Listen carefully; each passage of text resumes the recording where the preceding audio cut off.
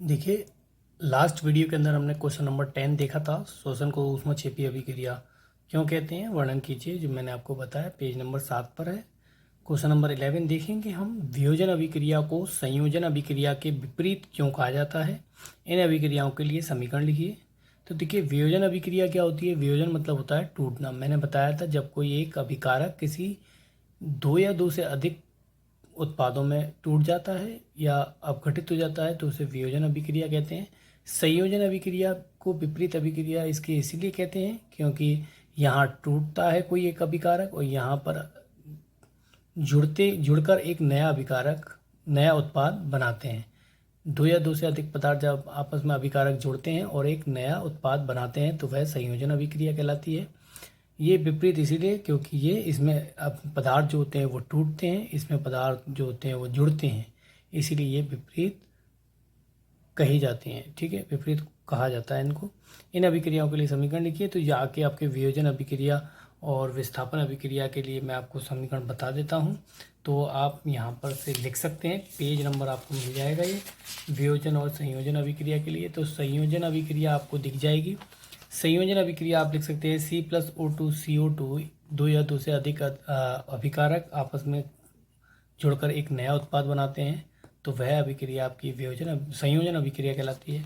यहाँ से आप लिख सकते हैं, पेज नंबर मैं आपको बता देता हूँ। पेज नंबर जो है आपका यहाँ पर आप डाल सकते हैं। पेज नंबर जो है आपका क्वेश्चन नंबर 11 का जो आंसर है, समीकरण लिखना है।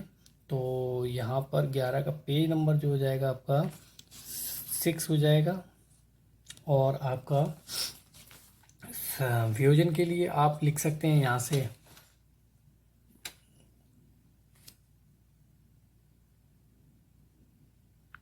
तो वियोजन के लिए आप यहाँ से लिख सकते हैं ये वाला, उसमें अपघटन वाला समीकरण भी लिख सकते हैं।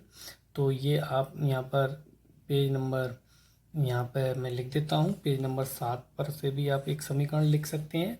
उसमें वियोजन और संयोजन का पेज नंबर 6 और वियोजन का पेज नंबर 7 पर आप लिख सकते हैं।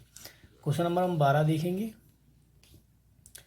देखिए 12 है कि यहाँ पर पूछा गया है कि उन वियोजन अभिक्रियाओं के एक एक समीकरण लिखिए जिनमें ऊष्मा, प्रकाश एवं विद्युत के रूप में ऊर्जा प्रदान की जाती है। तो पेज नंबर 7, 9 और 10 पर तीनों समीकरण दिए हुए हैं और तीनों समीकरणों के आगे आंसर नंबर 12 आपको मैंने लिखा दिया है। मैं आपको बता देता हूँ। देखिए आंसर नंबर 12, पेज नंबर आपको दिए गए हैं कौन से, 7, 9, 10। तो पेज नंबर 7 पर आपको दिया गया है सबसे पहले समीकरण किसका, ऊष्मीय अपघटन या ऊष्मीय वियोजन का। तो ये समीकरण आपको इसके अंदर लिखना है। पेज नंबर इसने बताया 9 पर आपको दिख रहा होगा विद्युत वियोजन वाला समीकरण आपको ये लिखना है।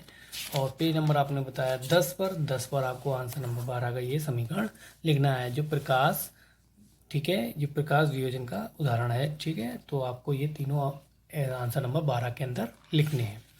इसके बाद आपका है क्वेश्चन नंबर 13। तो क्वेश्चन नंबर 13 के अंदर आपको बताया गया है विस्थापन एवं द्विविस्थापन अभिक्रियाओं में क्या अंतर है, अभिक्रियाओं के समीकरण लिखिए। तो पेज नंबर 10 और 11 पर आपको विस्थापन एवं द्विविस्थापन अभिक्रियाएं दी हैं, उनको लिखना है, डेफिनेशंस उनकी लिखनी है और उदाहरण भी उनके लिखने हैं। ठीक, तो और वही अंतर है आपका दोनों की डेफिनेशंस। ठीक, तो मैं आपको बता देता हूँ, पेज नंबर इसने बताया है यहाँ पर आपको पेज नंबर 10 और 11। तो 10 पर आपको देखिए ये विस्थापन अभिक्रिया दी है। तो 10 पर आपको यहाँ पर दिया हुआ है, डेफिनेशन ये है, उदाहरण आपको ये वाला लिखना है। डेफिनेशन आपको विस्थापन अभिक्रिया ये लिखनी है यहाँ तक और डेफिनेशन के बाद उदाहरण ये देना है विस्थापन में। द्विविस्थापन आपको देखिए यहाँ पर पेज नंबर 11 पर मिलेगी। द्विविस्थापन के अंदर ये आपको अभिक्रिया की लिखनी है और उदाहरण आपको AgNO3 वाला लिखना है। ठीक, तो ये आपको समझ में आया होगा। क्वेश्चन नंबर 13, क्वेश्चन नंबर 14 की बात करेंगे। 14 आपको दिया गया है, देखिए सिल्वर के शोधन में सिल्वर नाइट्रेट के विलयन से सिल्वर AgNO3 होता है, मैंने लिख दिया है यहाँ पर आपका समीकरण। सिल्वर नाइट्रेट के विलयन से सिल्वर प्राप्त करने में कॉपर धातु द्वारा विस्थापन किया जाता है। तांबा कह लो या कॉपर कह लो, कॉपर धातु द्वारा विस्थापन किया जाता है। इस प्रक्रिया के लिए अभिक्रिया लिखिए। तो मैंने अभिक्रिया लिख दी है कि ये आपका सिल्वर नाइट्रेट है और तांबे के द्वारा इसका चांदी का यानी कि सिल्वर का विस्थापन हो जाता है। देखिए Ag बाहर हो गया है, तो ये एक विस्थापन अभिक्रिया हो जाती है। ये समीकरण आपको इसके अंदर देना है क्वेश्चन नंबर 14 के अंदर।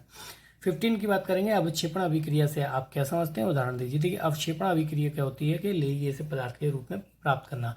द्विविस्थापन अभिक्रिया को हम अवक्षेपण प्रक्रिया भी कह सकते हैं, ठीक, अवक्षेपण अभिक्रिया भी कह सकते हैं। देखिए तो आपको यहाँ पर क्वेश्चन नंबर 15 का आंसर मिलेगा पेज नंबर आपको 11 पर। तो मैंने आपको अभी द्विविस्थापन अभिक्रिया जो लिखवाई, तो आंसर नंबर 13 तो आपने यहाँ से करा था, तो आंसर नंबर 15 भी आप यहाँ से करेंगे, लेकिन आपको पीछे तक ये करना है। आंसर नंबर 15 तो ये यहाँ पर आपका खत्म होगा। तो यहाँ पर इसने बता भी दिया है आपको। ऐसा इसलिए होता है कि Ba2 पॉजिटिव तथा SO4 नेगेटिव की अभिक्रिया BaSO4 के अवक्षेपण का निर्माण होता है। तो यहाँ पर अवक्षेपण का जब निर्माण होगा तो वो अवक्षेपण प्रक्रिया कहलाती है या अवक्षेपण अभिक्रिया कहलाती है। सभी को समझ में आया होगा। आंसर नंबर 15 हो गया है आपका। क्वेश्चन नंबर 16 देखेंगे। क्वेश्चन नंबर 16 जो है आपका, देखिए क्या है कि ऑक्सीजन के योग या ह्रास के आधार पर निम्न पदों की व्याख्या कीजिए। मैंने अभी लास्ट वीडियो के अंदर ऑक्सीजन का ह्रास और योग आपको बताया था। उसके आधार पर किसकी व्याख्या करनी है, उपचयन यानी कि ऑक्सीकरण और अपचयन की व्याख्या करनी है। और दो दो उदाहरण पूछे हैं, तो आप यहाँ पर सिर्फ एक ही उदाहरण दीजिएगा, दो उदाहरण नहीं पूछे जाएंगे, ठीक। तो मैंने यहाँ पर दे दिया है पेज नंबर 12 और 13 पर। तो पेज नंबर 12 और 13 पर आप देख सकते हैं, ठीक। 12 पर आपको ये दिया हुआ है उपचयन और अपचयन अभिक्रिया, ठीक। तो ये आपको यहाँ से आपको आंसर नंबर 16 यहाँ से यहाँ तक लिखना है। आंसर नंबर 16 आपको दिख रहा होगा, यहाँ से लेकर यहाँ तक आपको लिखना है। उदाहरण के लिए आपको आंसर नंबर 16 का यहाँ से ऊपर जो मैंने आपको बताया था, पढ़ाया था, आंसर नंबर 16 का आंसर ये है। तो आप सभी को समझ में आ रहा होगा। आंसर नंबर 16 का उदाहरण आपको यहाँ से यहाँ लिखना है। डेफिनेशन दोनों की यहाँ से यहाँ लिखनी है जो आपको मैंने अभी बताई। आंसर नंबर 16 का यहाँ जो परिभाषा है वो यहाँ से, और उदाहरण जो है वो यहाँ से लेकर यहाँ तक लिखना है जो आपको बताया गया है, ठीक।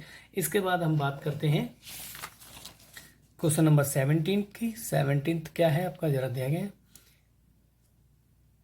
एक भूरे रंग का, इसे 17 को जरा काट दीजिए, ये आपका थोड़ा सा कोर्स से आउट ऑफ है, इसे आप नहीं करेंगे, ठीक। क्वेश्चन नंबर 18 की बात करेंगे।